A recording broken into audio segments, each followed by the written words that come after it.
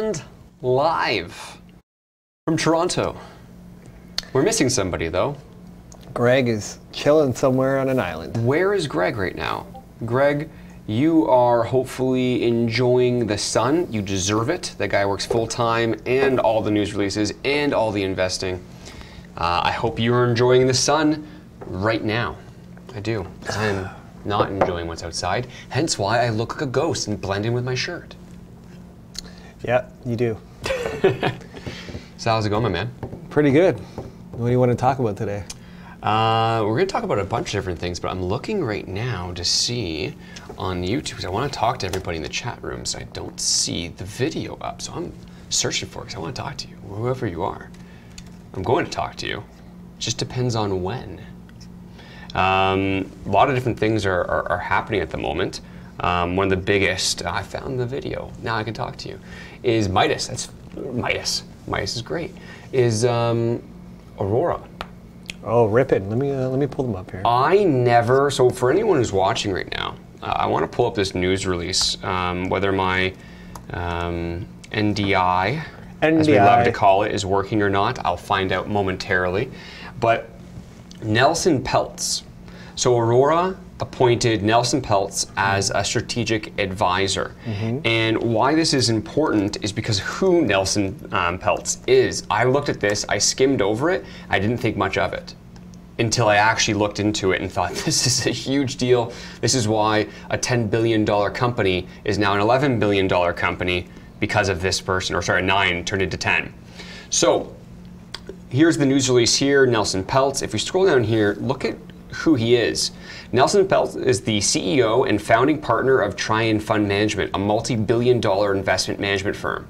Mr. Peltz also currently serves as the non-executive chairman of the Wendy's Company, kind of a big company, and as a director of the Procter & Gamble Company, Cisco Corporation, and Madison Square Garden Company. This guy is a bloody big deal. He is in so many different things, and although I didn't know him before today, I know him now, and I think that's huge for any cannabis company. Yeah, I'm just looking at some stuff here. So he acquired Snapple from Quaker Oats. That's a pretty big deal. He's invested in Heinz, Kraft Foods, Wendy's, DuPont, Pepsi. You know, it's a lot, man. Kind of reminds me of Warren Buffett. Only just not as big.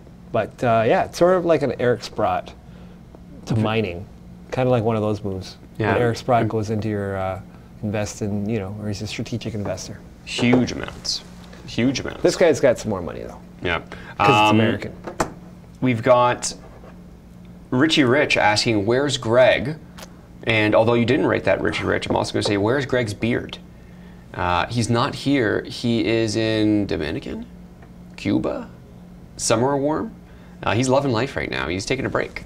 So he is not here today, but yeah, a couple of good interviews coming up as well. Ask a Fund Manager with our main man, Chris Arthur. You'll like this actually. Yeah. One of the questions was, what are crosses and why are they important? I find a lot of people don't know what a cross is. Yeah, a lot of people don't know. I'm interested to see his how he explains that. He did it very, very well. And then we had Edward Fields. He's the CEO and chairman of Dynamed, CSC Dyme, D-Y-M-E. Dynamed. Dynamed. You can say that really fast, actually. Dynamed. Not as good as Evenco.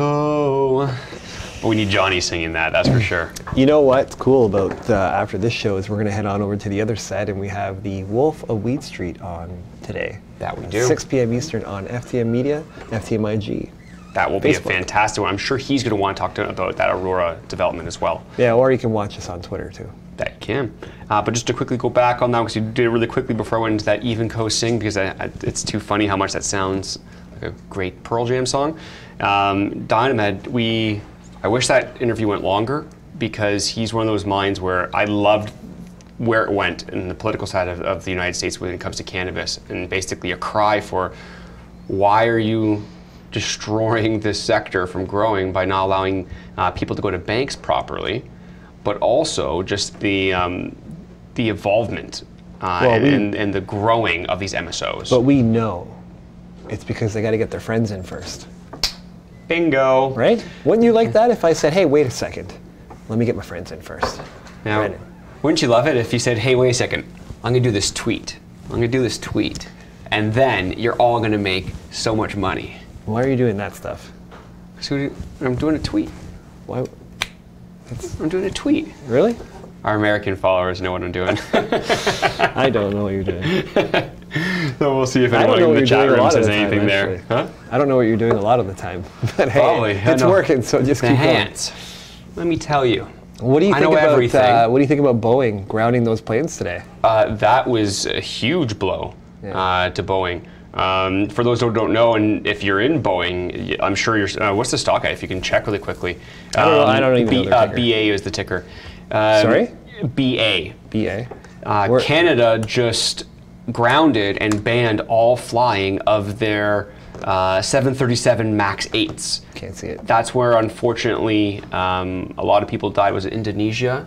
I'm trying to think of the right country. I might be getting that wrong. No, it wasn't Ethiopia. I believe. No, I think you're right. Tragic crash where the mechanism of the plane was forcing the plane to dive, even while the pilot's controls are saying don't dive and trying to pull back on the stick. It did not work. And I'm not an aviation expert. Is that breaking news though, or did you just break that news on the diving? Because I haven't heard it anywhere yet. I have a source.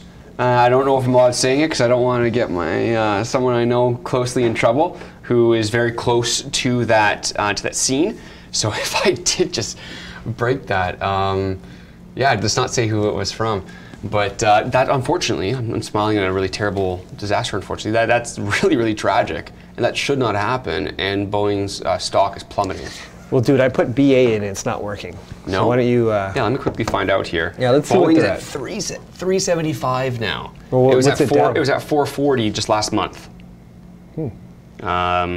Which is a shame. I'm waiting for a dip to buy into Chiron. Okay.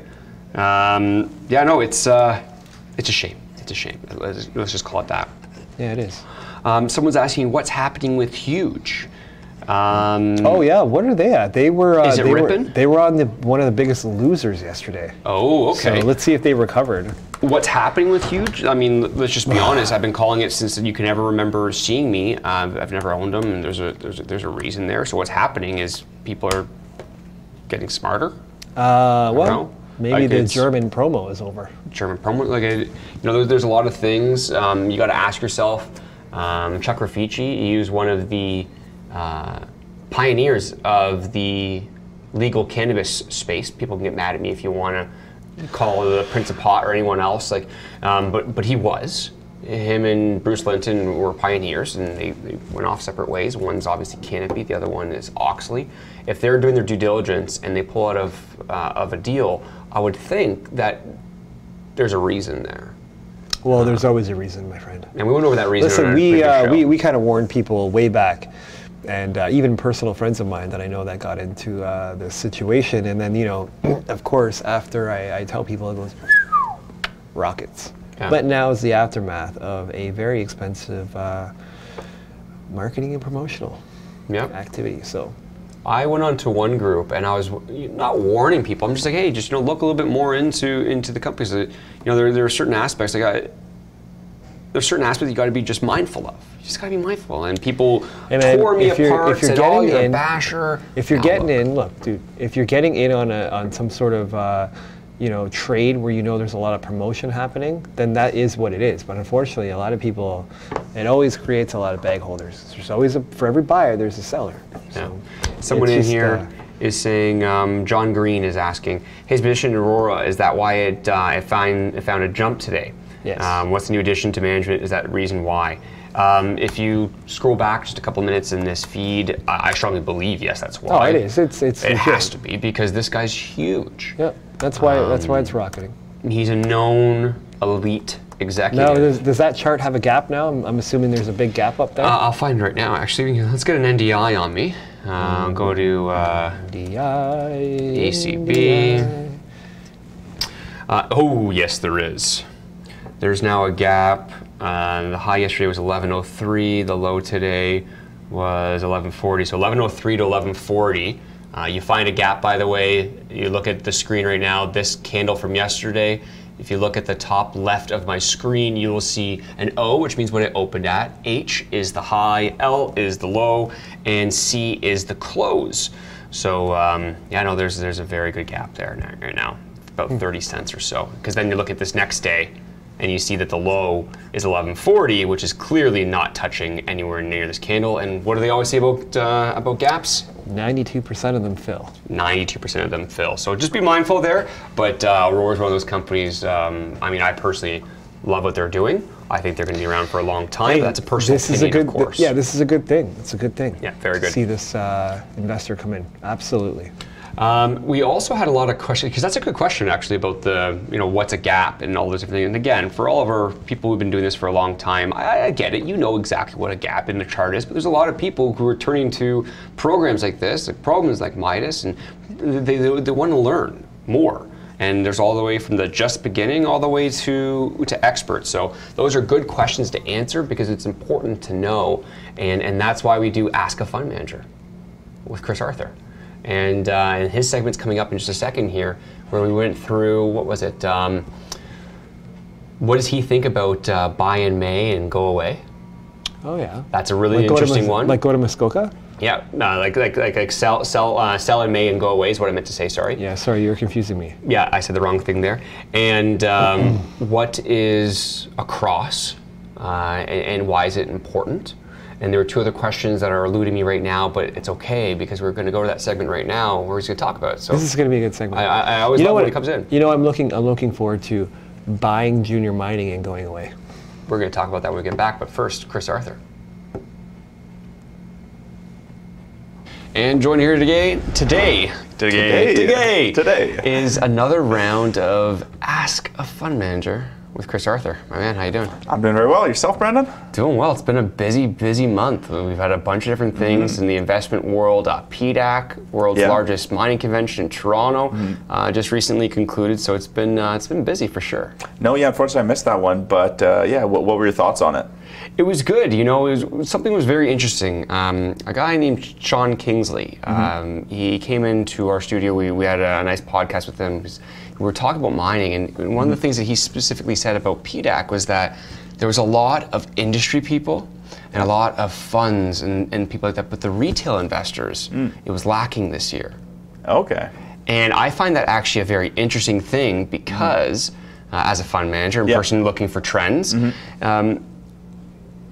the money's there, the smart money is there, they're looking, they're searching, but the retailers haven't quite caught on yet.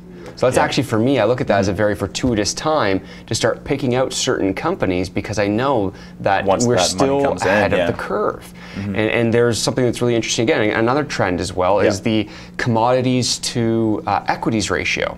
When you take bulk commodities and divide it by the S&P 500, it gives a certain ratio. We are at the lowest point that ratio has been since 1970. And it goes in waves. Mining is in waves. Definitely in waves. There's a lot of people who strongly believe we are at the trough, and this is the accumulation phase, and it won't happen tomorrow, may not happen next month. But if you're a long investor, it could be time to start looking into mining companies. So maybe over your fund managing skills, you might be doing the same thing. No, we could look at a few specific companies, maybe do a deeper analysis. But no, getting in before that smart money is always what we want to do before those prices start driving through the roof. No, exactly. Well, why don't we jump into the questions today? So we've got, we're picking the top 4 questions. They are, do you believe in buy in fall, sell in spring? What is your take on the current U.S. financial landscape? I love that one. What are crosses, and why is it significant to see large lots of shares crossed? And then lastly, is it better to see more common shares being held or seeing insiders having access to options? So it's a little bit of a half and half question there. Bit of a mix here. So why don't we jump into, do you believe in the old adage, buy in fall, sell in spring? No, well, this strategy, if you fall in the past, you would have won big. And I'll go into a bit more detail afterwards. But this is also known as more formally sell in May and go away. So that's sort of what I know it from. So an investor following this strategy, they would sell their equity holdings in the summary months. And then in the wintry months, that November to April period, they would then repurchase their equity holdings. An investor who follows this strategy is hoping that, let's say in the summery months, people are going away with their families, they're busy, they're not trading as much, volume goes down, things become more illiquid, and the price drops. And then when we look to the wintry periods, people are at home, people are saving their money, people are investing, they're watching their trading accounts, higher volume, higher liquidity, and then higher rates of return. I'm curious, thinking about your trading, Brendan, do you follow this trend at all? Like in the summertime, are you busier? Wintertime, are you more at home?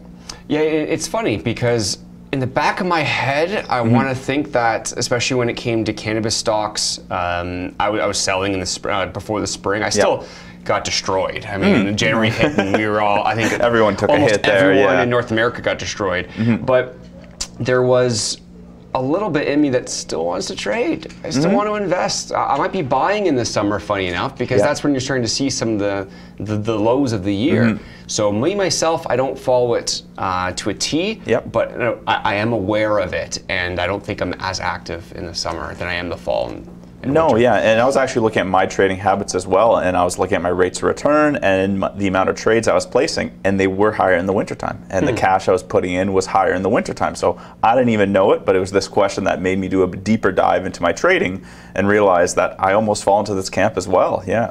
So we're basically, we need to talk to IROC, we need to talk to the TSX, NASDAQ, halt all trading of all securities in May and give us the summer off. May to October, just close down the markets, bring it back up in the winter time, and we're ready to go. So when we actually look at maybe some more data points to back this up, if we look at the Dow Jones, so during that summary period from 1950 to 2013, it had an average rate of return of 0.3%. What would you guess for the wintry period, just out of curiosity? I'm going to go high. Okay. I'm going to go 2.4%, just saying it. It's a lot higher. It's at 7.5%. Oh, really? To the 0.3. No. So during the wintry period, 7.5 to the 0.3. So again, if you followed this in the past, it would have been a great strategy to use. Now, when we look at what analysts are saying, they're predicting that this trend won't continue long term. If we look at 2016, it didn't actually follow this effect. But if history does repeat itself, this would be a good strategy to play out long term. What I also see a lot of people doing is not necessarily selling out in the summary period, but switching to defensive stocks and then switching back. So defensive stocks being mature companies, good dividend payers, things like Johnson & Johnson, Coca-Cola, Home Depot, strong companies that aren't going away. So you switch to those during the summer and then switch back during the winter time. Gotcha. Well, very interesting points there. On to the next question. What is your take on the current U.S. financial landscape? I like this question very much. And I believe for 2019, for U.S. stocks in general, we're going to see modest growth, but there should be some, or it's expected to see some volatility associated with that. So when we do look at the S&P 500, which is the barometer for all U.S. stocks in general, we almost saw a bear market drop in December of 2018, where it dropped almost 20%. So we got hit hard then, and then in January 3rd, it was up 16% from that, and almost at its highs from the previous September. So it's been a rocky road for the S&P 500 during that time frame.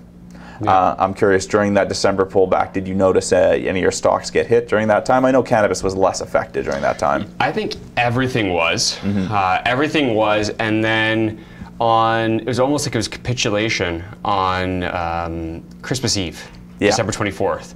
And then you see that tweet come out from Trump or somebody saying the plunge protection crew has been called. I do remember which, that tweet, which is literally the United States saying we're about to pump our market.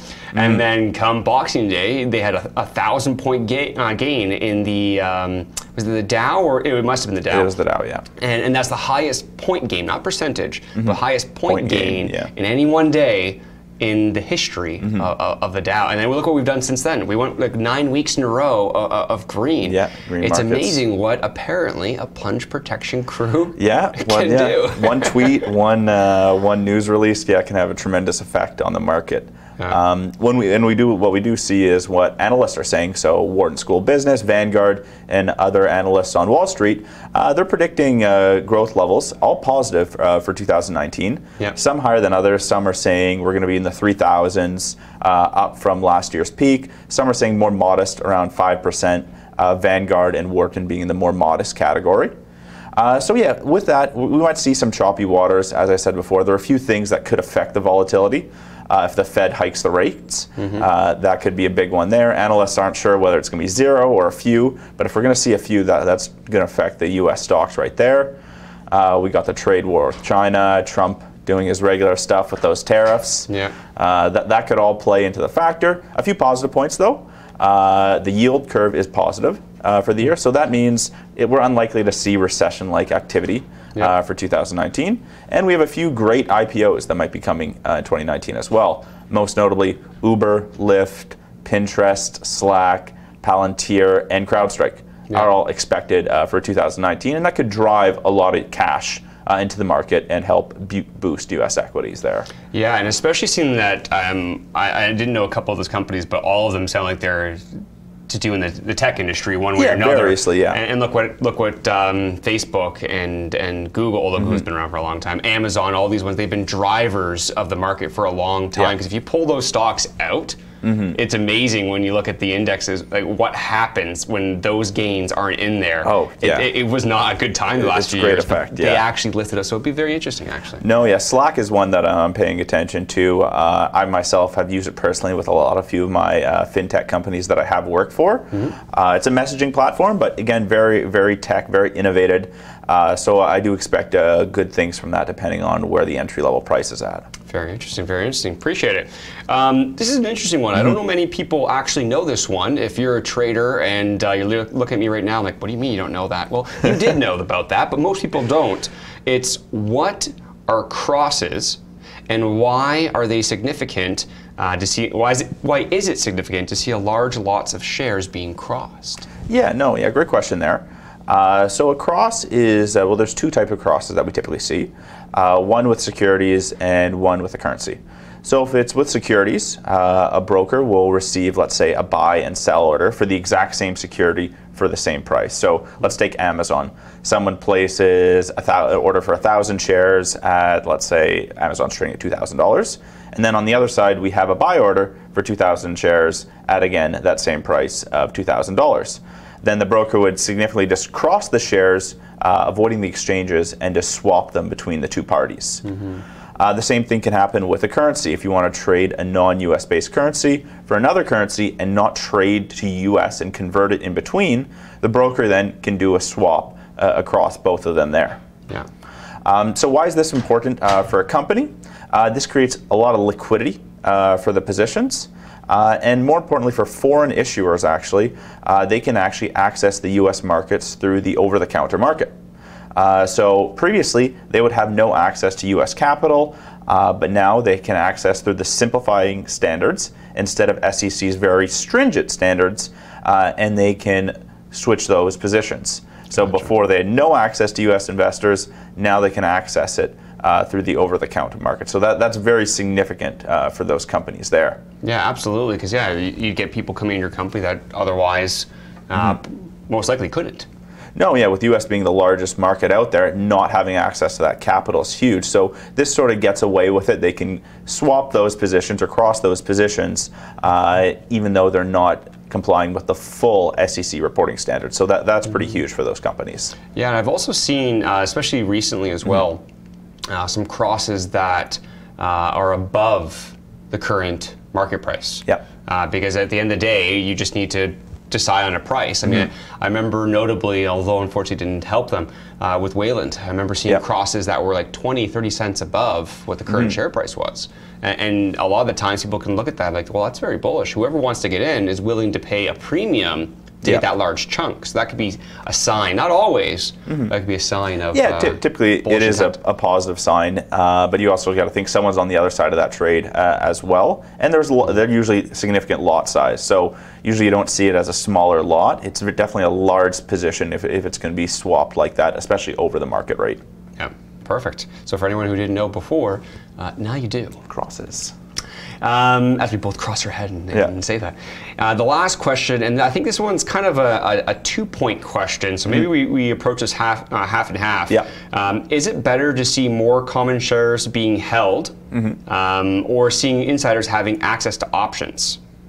Okay. What's your 2-part here? Where do you want to split this up? I think reading that again, actually, I think that's fine because I understand what he's saying. He's basically saying, I read that wrong. Yeah. He's basically saying, speaking only of insiders here, I thought for a moment he was asking, is it better to see common shares held by retailers or insiders? So forgive the 2-part question. That's what I get for reading that too late. It's a 1-part question. Let's go into it. Okay. At a very general level, I would much rather see the broader market own more common shares of the company than a small group of insiders or employees having access to a large group of options. So in this case, this could be a stock option or it could be something provided from a private placement. But essentially the company is granting the right to purchase or receive a security at a certain price at a certain time. Often, we do see these with private placement offerings. So it does have its pros and cons. When used with employees, it can help retain and attract new talent, keep people on board, push and motivate these employees. And it can also drive new money into the company with a favorable private placement and sort of get that funding to start it up. But again, some serious cons, the biggest one obviously being dilution. If you're not watching the share structure, you could be quite surprised when a large group of options becomes exercisable and then that moves the stock. Yeah. I'm curious, have you ever been bitten by such a trend, or are you following the rules, looking at that diluted share count? No, I'm guilty. I'm absolutely guilty. Yeah. I trade a lot and go into different investments, whatever it be, and I've definitely been caught. Yeah. Recently, thankfully, no, actually, because I'm being much more diligent, checking whether it be going back to Form 9s, if they're CSC, looking at something, where are these shares going, where are these options going, because at the end of the day, I don't see it's a huge issue if these insider, especially executives, get options. I actually like seeing that because, like you said, it's an incentive. These people are pouring a lot of work into this. If there's if someone's coming on and they've got 100,000 options, whatever it be, and that option was done at 30% higher, especially if it's all the management, they brought it up. They're telling you, hey, look, we believe that we can take this at least 30% higher because until we do, we're not making any money off these options. Exactly. And if we get it even higher, well, then that's when they are able to make their money. As me as an investor, if I knew that and I got it when it was 30% lower, now it goes higher than 30%. I'm getting a sizable gain, so I actually don't mind that whatsoever. I do like them to have actual shares, and especially now that I'm actually understanding that question, I do like them to have shares as well, though, because I want them to have actual skin in the game. I'd like to see them pay some money for those shares. But yeah, nothing wrong with options. It's when the options are given away in obscene amounts. Yeah. That's when you're starting to look, okay, is this just is this going to be a pump and dump where you're going to pump it all the way up just so you can exercise those options, and then all of a sudden that person resigns, and so it's a catch-22. You got to be careful with it, but I don't mind seeing them at all. No, and I think the biggest thing is they have to be used sparingly. They have to be used, again, to retain that key talent, help those employees drive up that stock, get their skin in the game, and really have them align with the company and their values. When you're throwing out options everywhere, and let's say you're an investor, and transparency, you might not be aware of this. You might not be looking at the statements on CEDAR like we've been preaching, and you could get bit. So I think it's a bit of a catch-22. They're great when used in the right manner, but often companies, I think they go a bit overboard. Especially I've seen that a tiny bit in the cannabis industry, in the mining industry. It's just a little bit. But use sparingly. Great. I find mature companies, more established companies are better with this. Sometimes with the early stage companies, it can either be hit and miss. They could have good management and it could go the right way, or it could go the wrong way and they could be overly diluted. Well, there you go. There you have it, folks. You had 4 questions for a fund manager. You had 4 answers from a fund manager. I always appreciate segments because some of these questions I really like, and some of these questions took me a long time to answer some of these questions, like personally, because I was investing by myself. I didn't really have anyone to turn to. And funny enough, a lot of these questions, I went through financial school. Like I went to. It's not there. It's business administration, so like you only do it's sparingly how much finance you do and all that. But I took securities courses, all that. It is funny though, how much you don't know when you actually get into the real game of investing in the markets and realize, wait a second. I wasn't told this in school. No, yeah. I didn't know about this. And so I appreciate very much, because those who are tuning in, hopefully you're learning from these different segments that we're doing. Always appreciate your time, man, and look forward to seeing what questions we have for the week following. No, yeah, look forward to next week, guys. Yeah, keep on throwing them at me. Cheers, man. Cheers, Thanks man. a lot. Have a good one. And thank you very much, Chris. I love those segments. I'm not joking. I love them. Huge value added right there. That is someone where you can ask the questions for, and I was being serious in the interview. The amount of things I had to learn by actually putting my money into the actual market, and either some of them went well and some of them I lost money on.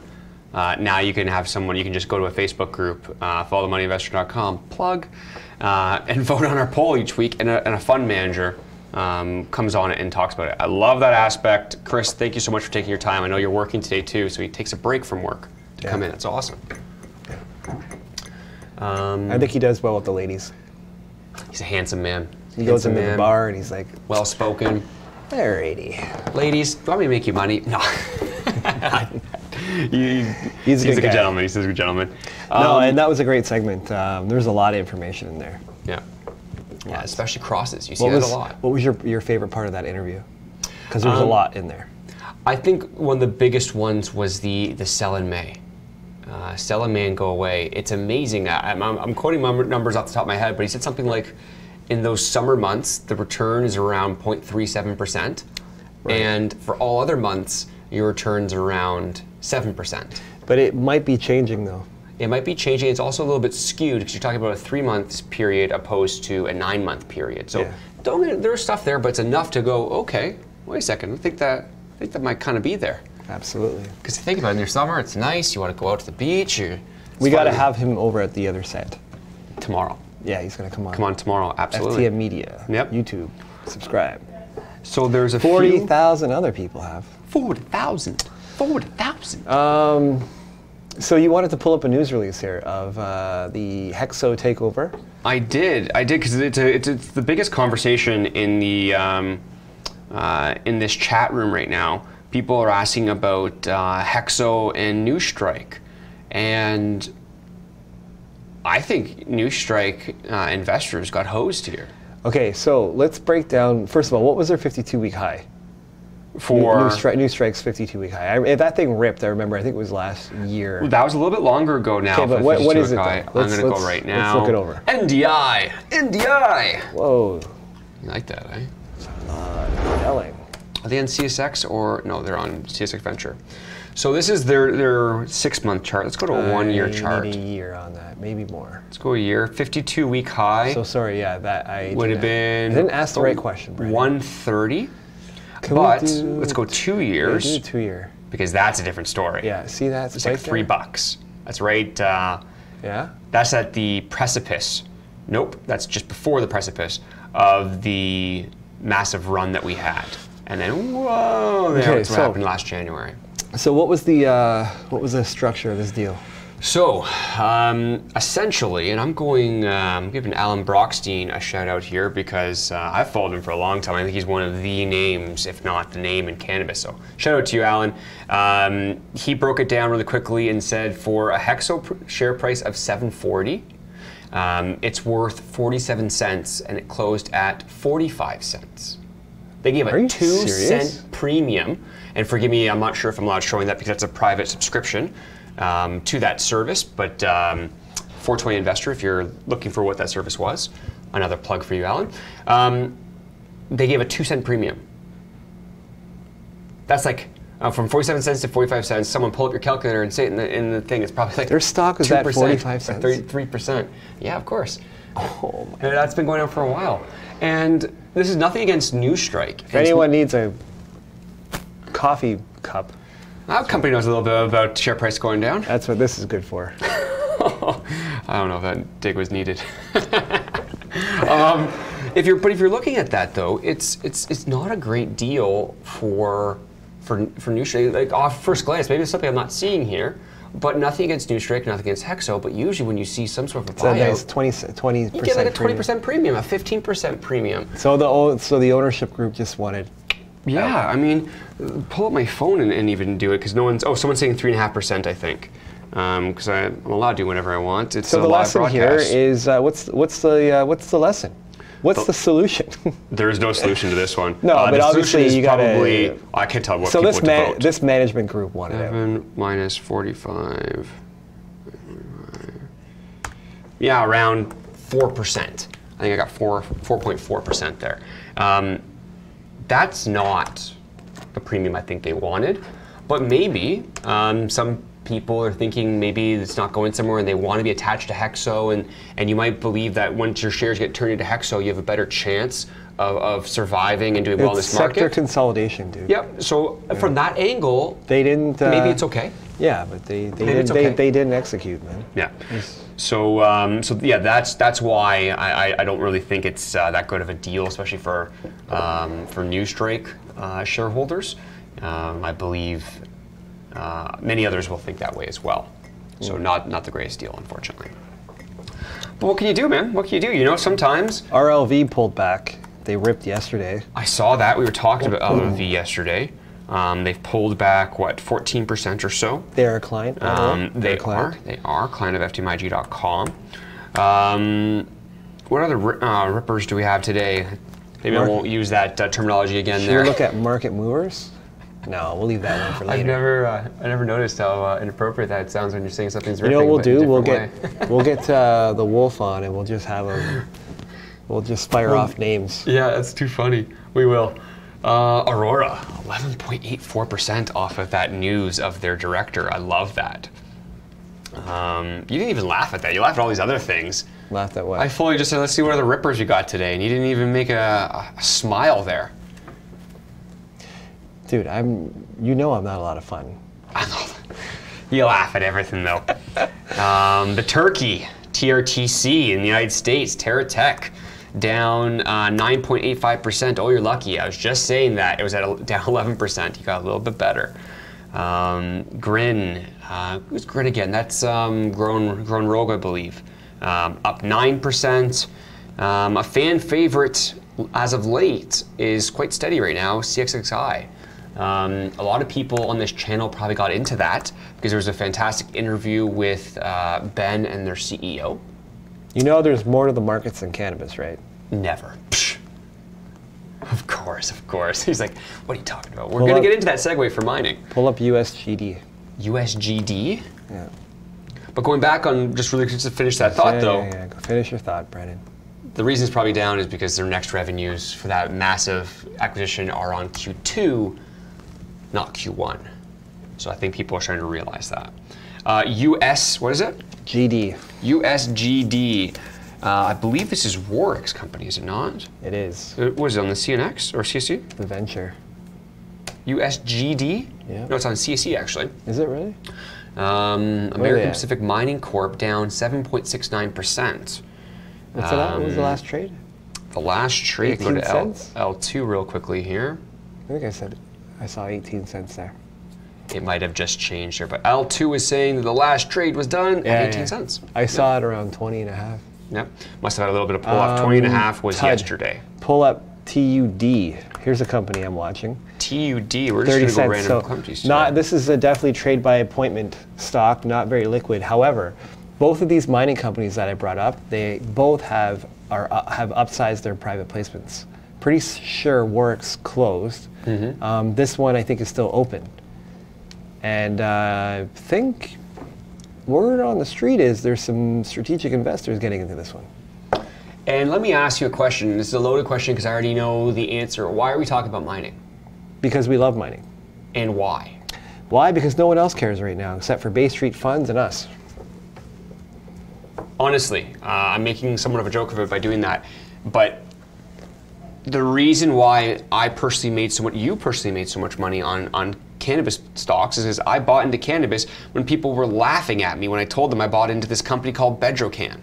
They laughed at me. But hold on, we've heard that story many times on the show. But I moved some of my money that I made from cannabis stocks into like the Garibaldis right? And that rocketed. And junior mining is one of those sectors that is the high risk, high reward stuff, like cannabis, and very volatile when it's got the liquidity and the volume. And you know, quite frankly, I know, like we watch Midas's show, James' show, and he takes some slack sometimes from people watching, like, wow, stop talking about mining. And you know, Brett and I discussed it internally, and we're like, you know what? We're sticking with it. I mean, if people don't want to talk about mining, that's fine, but we're investors first. We don't get paid to do this show. We make our money off investing, and we know that right now it's, you know, there isn't that retail buzz and nobody's really looking at it. Greg Johnson broke down that chart the other day when he was in our studio. Yep. And yeah, listen, there's a lot of cash from Bay Street looking at, you know, trying to get exposure into this, and we're going to be there. So, you know what, if we lose some followers because of that, that's fine, but those people are going to remember that we stuck by it, and, you know. This is where we need a bullhorn. We're going to bullhorn right now. Not a bullhorn, I need a Jamaican horn, man. A Jamaican horn. Yeah. Okay, we're getting serious with the horns. I just need to tap that. Yep. Yeah, and there's that's my rant. But anyway, so listen, here's the thing. These private placements have both been upsized. I think this one's over 3 million. Hypothetically, I'm assuming that, I can't remember off the top. And Warwick's was. So the money's flowing in there. It's there. And if you talk to a lot of junior mining companies, you know, money's been hard to come by for a while. Yep. So that's a sign. Yep. But there's no buzz there yet. You know, this is not something that, you know, you're going to get into in next week, you know, 2 weeks, you're going to make 30% per se. Could happen, but and that's my rant. And it's a good rant. It's a good rant because I think a lot of people are getting addicted or getting accustomed to getting into a stock, and if it doesn't go up by 10, 20% in a few days, they're angry. I'll be honest with you, I could be wrong, but I bet you there's a lot of money coming out of cannabis on the fund side of things. Yeah. I know a lot of people I talk to that are just short the market. You know, the big boards and that, and so yeah. So you know, hey. Yeah, and you have to be smart, folks. You have to be smart. If you're all in cannabis, that's a mistake. Quite honestly, if you're all in mining, I think that's also a mistake. I believe in just a diversification for sure, but we know that cannabis in a lot of different areas are getting very frothy. Meaning, you know, it's reaching tops. It needs to cool off.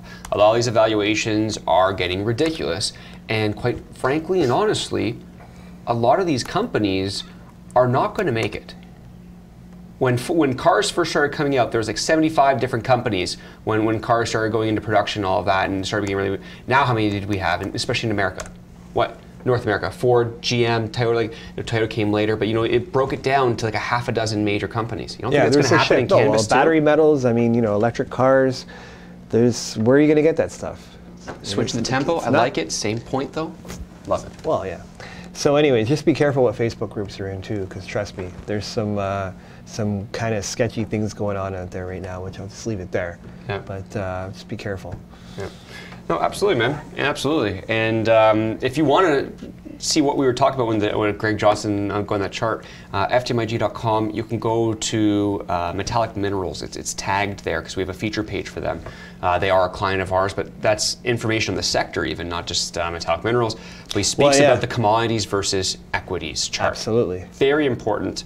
Go look at it. You'll see why we're bullish. Correct. And we got to get these esports companies on here, man. You reminded me. Yeah. I got an esports segment, actually. Do you? Yeah. Why are you pointing at me? Because I point a lot. Because I was talking about this and you didn't even get what I was talking about when I'm on Twitter and talking like this. Are you Italian?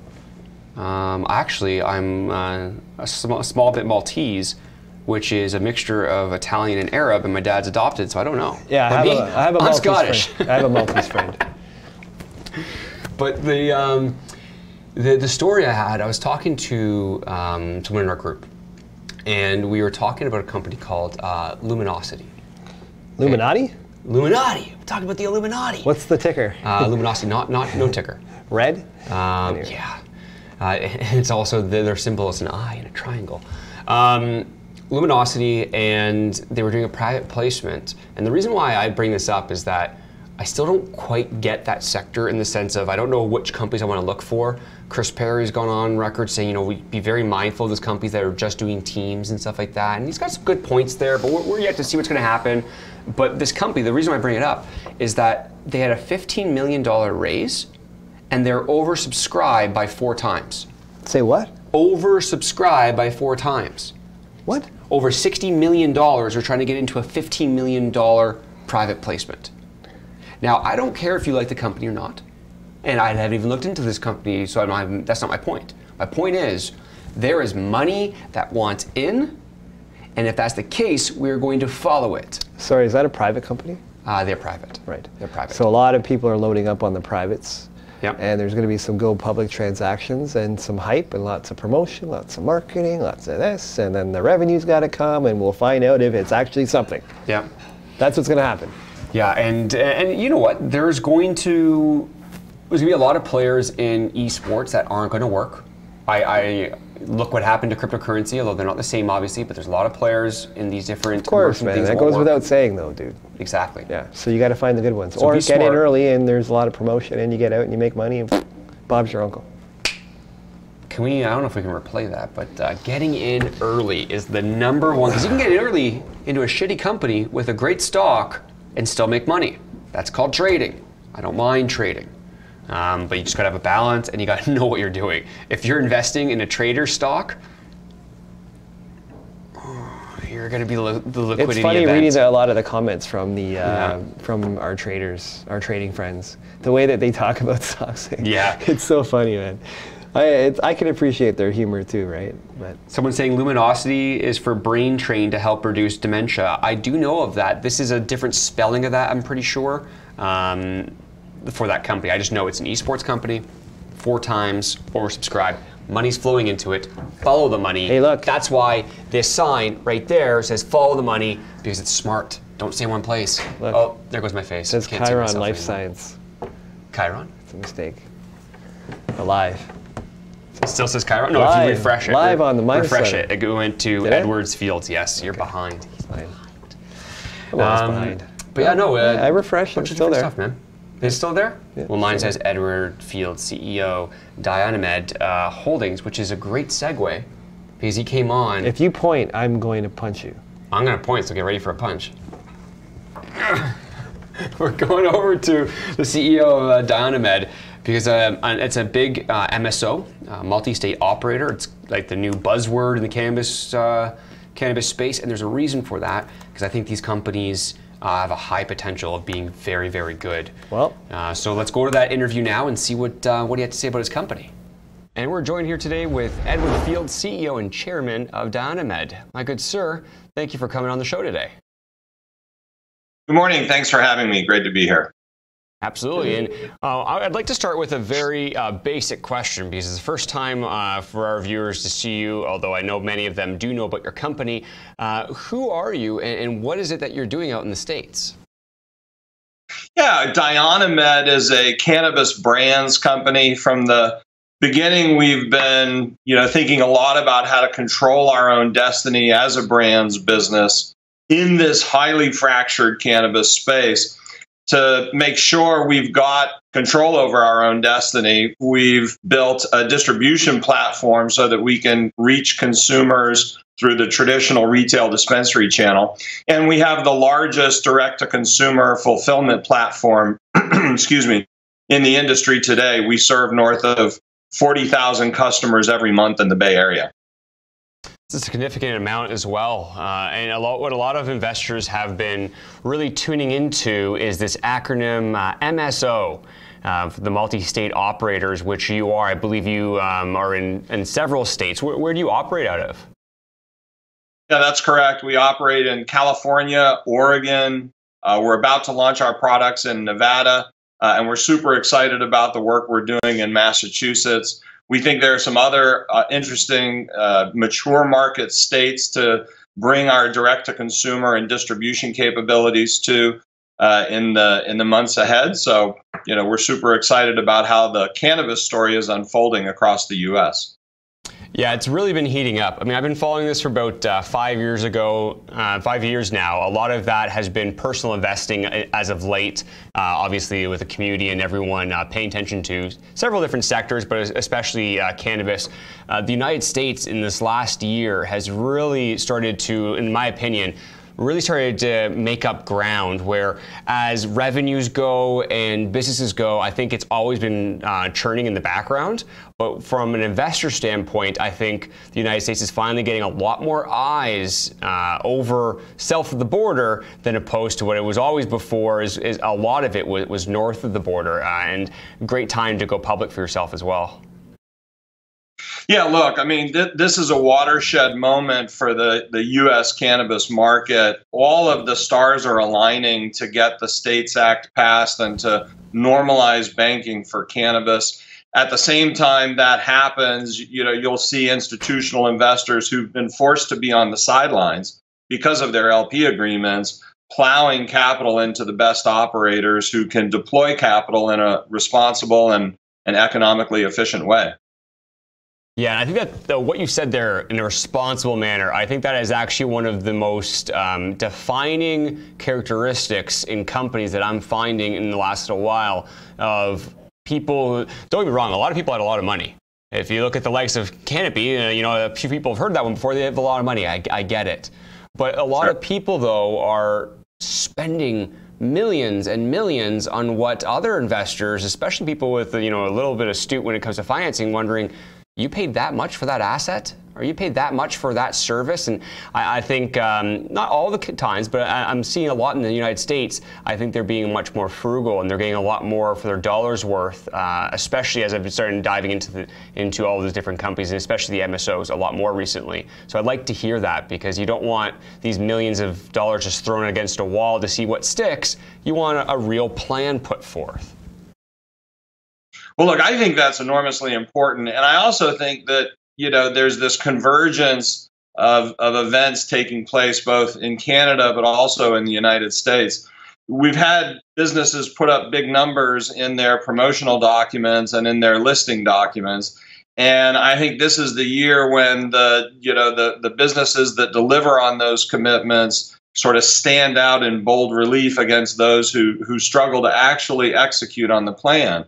I think we're starting to see that dynamic play out in Canada, and I think it's one of the major factors in the U.S. market, and something we're acutely thinking about every day here at Time. Yeah, I wholeheartedly agree. I've long said this will be the last year you might be able to get away with a little bit of a speculation, because we are still, it's an emerging market, and it's going to be massive worldwide. But I really do think people are starting to look at actual balance sheets, actual income sheets, going back to how we normally view companies. And I think that's, you said it perfectly. We are looking for that now. Specifically, though, you just had something come out, I believe today, actually, hot off the press. You announced an expansion of your cannabis brand portfolio. Did you want to speak on that for a little bit? Yeah, look, we're super excited about this development, and I think the most important thing to note is that Michelle Sitton, our Chief Marketing Officer, a former Nestle executive, worked at Kura on the great cannabis product portfolio they have, joined us and took charge of the brand portfolio. This is all about, and if you're long the space, it's all about owning the brands for the cannabis era. Who wouldn't want to own the Coors, Molson, Johnny Walker, Macallan of the cannabis era? Super exciting times. Yeah, and we're going to see a lot more of that as well. A little off topic, actually. Funny enough, in BC, I was talking to somebody. They've started mapping out the regions, much like you'd see in Napa Valley and Sonoma, and they're actually talking about the terroir, and they're talking about where different strains are. You never would have thought that a little while ago. Now it's going to be a very important thing. People are going to look for where was it made, what strains. It's really exciting to see what comes of this. The irony. Oh, sorry.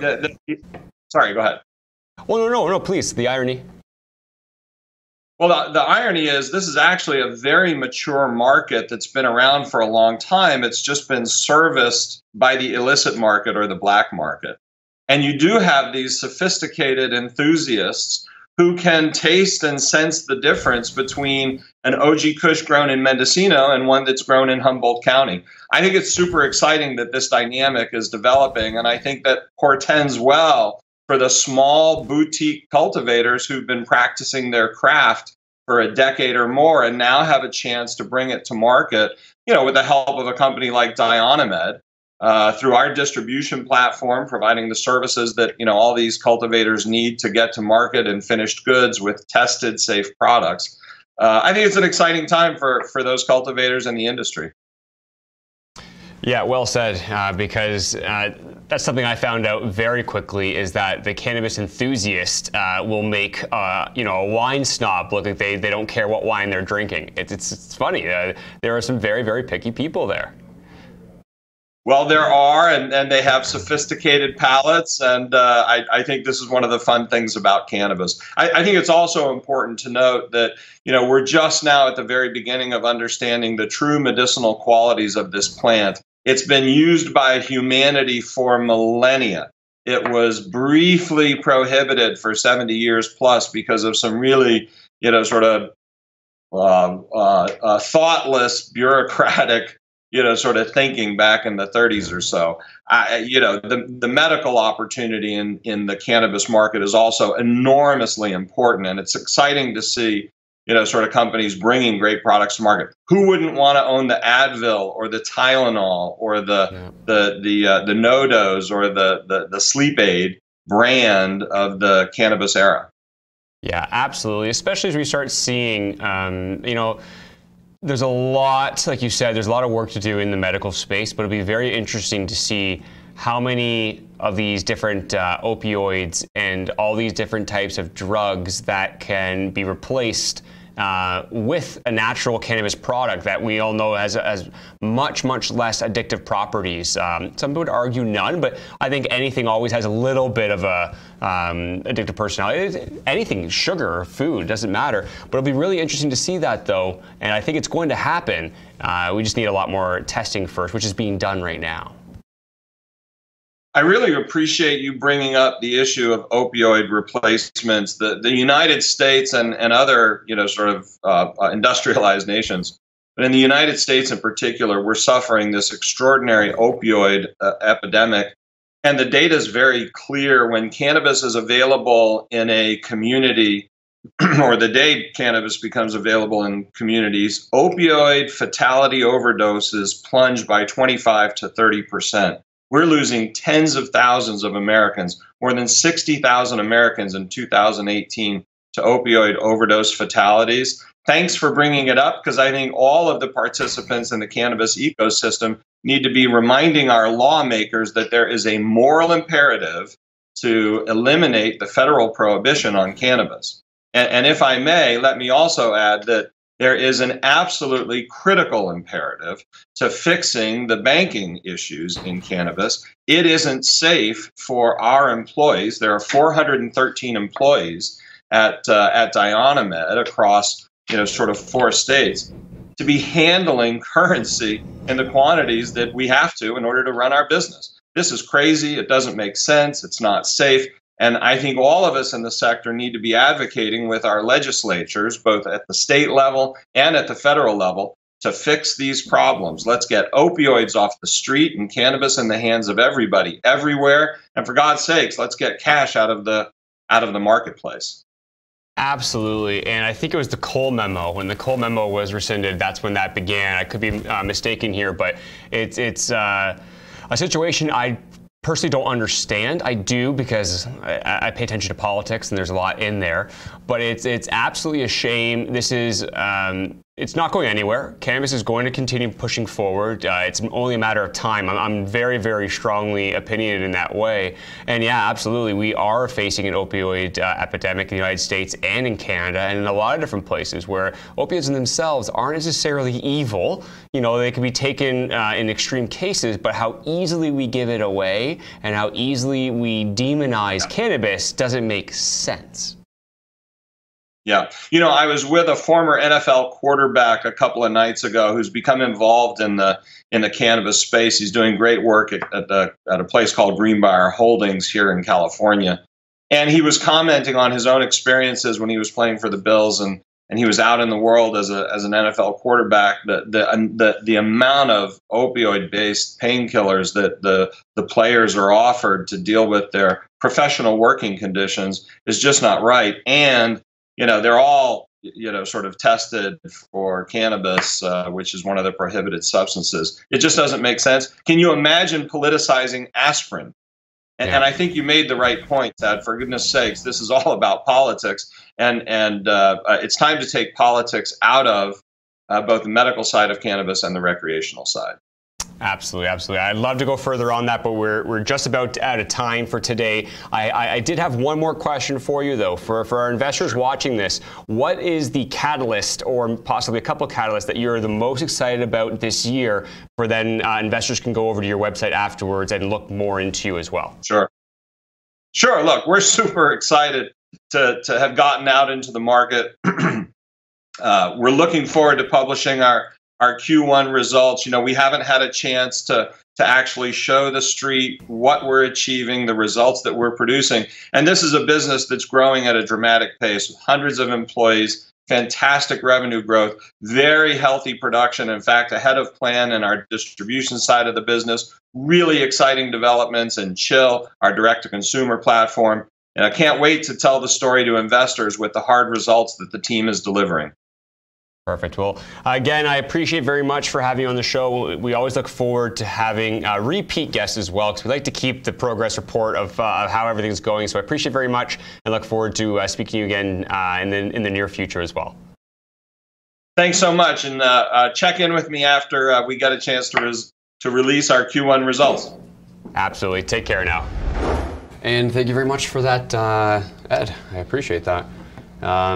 Brings up some really good points about the U.S. cannabis space. Multi-state operator, yeah, I'm just looking at their stock here. Not a lot of volume on it, but you know what? Definitely doing shows like this will give you the exposure. I recommend that investors look into this company. Yeah. Do your DD. Obviously, this isn't an infomercial. Yeah. People are just going to start buying stuff, but this is a company you definitely want to look into. Yeah, and I'm glad you're making that point, because when it comes to the Colwell and when it comes to not being able to bank, all those American cannabis companies still need to go all cash. No, dude. All cash. Once the traditional banking is online to them, this is big. Yeah, big. Yeah, you said something about an NFL coach or NFL player or something on the lines. Used to be a quarterback for the Bills. And that's a great segue. We're running out of time, so I couldn't keep going with that interview. Is David Irving. David Irving is the Cowboys football player who quit the NFL because he refused to not be allowed smoking weed. And in his rant that he quit the NFL for, gave up millions of dollars, was basically, you're going to pump me up with all these opioids, take shots of all these crazy drugs to put me up there where I can barely even think anymore. But smoke a reefer, God forbid. Yeah, that's crazy. You get the drug, and then all of a sudden you're Josh Gordon of the New England Patriots, who had to leave for rehab because he was smoking weed because of pain. Fuck off. That's stupid. Whoa. You get too surprised when I swear. You better go to church on Sunday, dude. Yeah.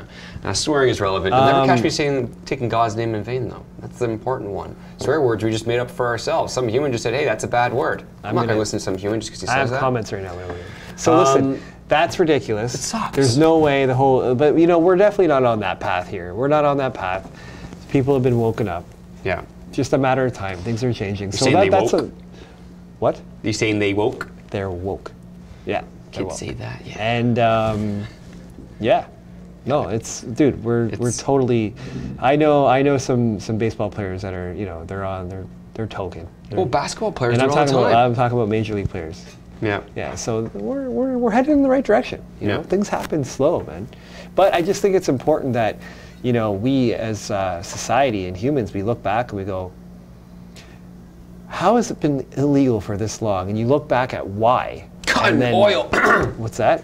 Right. So the thing, exactly. So watch some documentaries, go on YouTube, go into a rabbit hole, because we don't want to have that stuff happen. You know what I mean? Like, we don't want to make those mistakes. Yeah. Yeah. Look, as much as we were saying mining, we're very interested in mining, we are, and I think that's going to be a very, very good place to put your money. You just got to find the right companies, right management teams. It's not like cannabis is going anywhere, though. There's going to be new things of cannabis. There's going to be new waves, just like before it was all about producers. But we need now it's all about technology. extraction. Yes, Then extraction. it's all about MSOs. Oil. Soon it's going to be all the different products. It's going to be clothing company. There's so much still coming. Cannabis is not going anywhere, but you also have to ride certain waves. I think the days of the 20 baggers after going public are very close to being done. There's still, well, it depends. There's still people that got into private placements before companies have gone public. They're going to do very well. Well, I mean, after yeah, IPO, but no, after. there will be. It's still a new industry, man. There is going to be big multi-bagger potential. It's just that I wouldn't be looking at like the next big LP. Yeah. Unless they have some crazy technology that, it's like something we've never even heard of yet. Yeah. Yeah, it's going to be much harder. Get into companies early. We'll always try to point those ones out because that's where you will make very good money, or at least you have a higher probability of making good money. Obviously, the trade-off is it may never go public. You might lose all of your money. We're getting stale here. Let's wrap it up. I'm never stale, if folks. anyone I needs keep a coffee every single day. If anyone needs a coffee mug, free. You Yeah. can have this one. There we go. It does match the back, though. It matches the back. It's in a beautiful purple. It is. But folks, appreciate it. Depending on some things for later at 6 o'clock. We are hoping that at 6 o'clock we are having Jason Spadafora live at the other set and being able to ask him a bunch of cannabis questions. But there's a couple things that might be coming up that might not be able to, might have to be postponed. We'll find out really soon. Tune in at 6 o'clock to find out. That's the only way you're going to find out. Enjoy, everyone. Later.